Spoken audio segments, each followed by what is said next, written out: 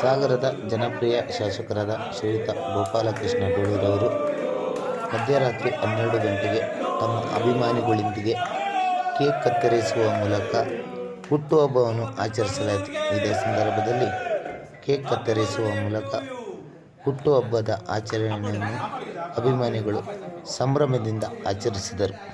ಬೆಳಗ್ಗೆ 10 ಗಂಟೆಗೆ ಮತ್ತೆ ಅಭಿಮಾನಿಗಳಿಗೆ ಸಿಹಿ ಹಂಚಿ ಹಾಗೂ ಊಟದ ವ್ಯವಸ್ಥೆ ಕೂಡ ಮಾಡಲಾಗಿದೆ.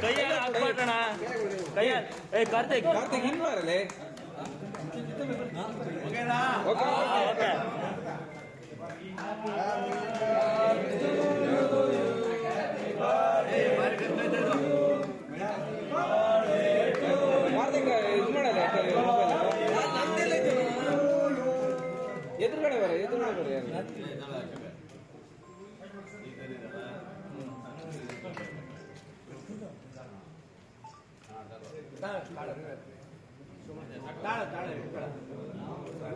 ಸರ್ ಒಂದ್ಸಲ ತಿನ್ಸಿ ಸರ್. ಕರ್ತೆ